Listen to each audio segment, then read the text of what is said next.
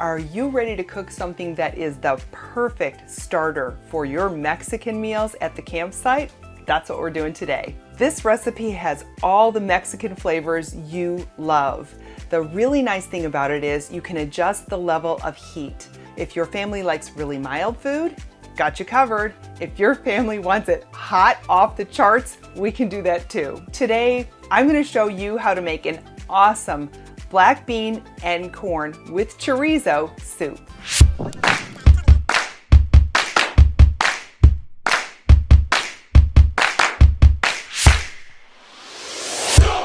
This recipe is great if you are limited on cold storage space because almost all of the ingredients are shelf stable, requiring no refrigeration.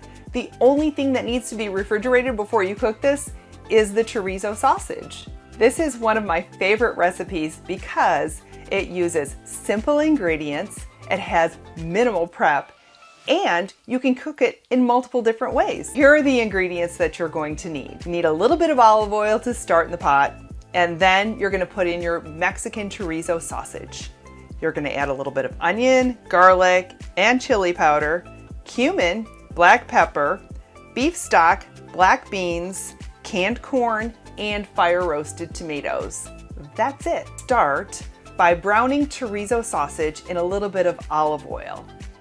If you haven't used chorizo sausage before, I'm gonna give you a little warning here.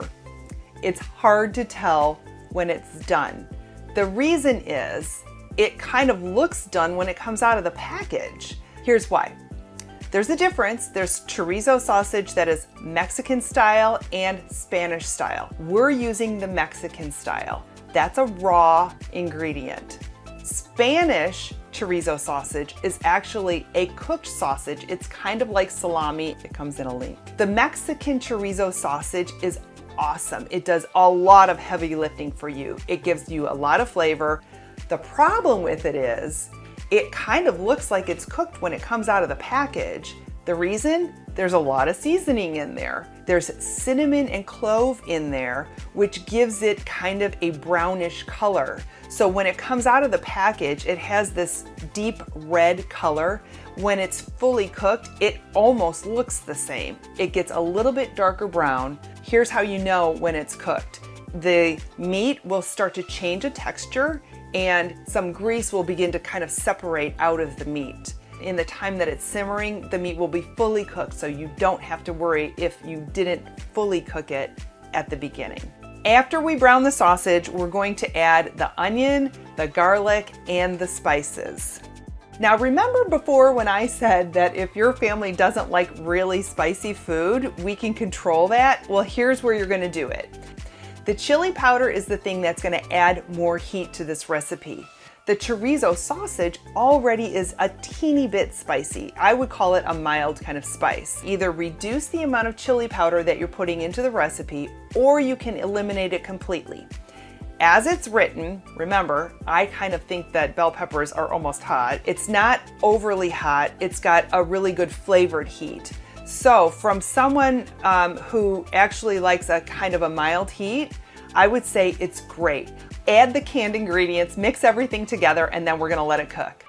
Remember earlier how I said that you can use different cooking equipment to cook this recipe? Whether you're using an Instant Pot, a slow cooker, or a Dutch oven, I've got very specific instructions in my recipe card on my website. I'll have the link below. Today, I'm using an Instant Pot. If you like this video, please give me a thumbs up and subscribe to my channel. While this is cooking, remember how I said this is a great starter when you are preparing a Mexican meal at the campsite?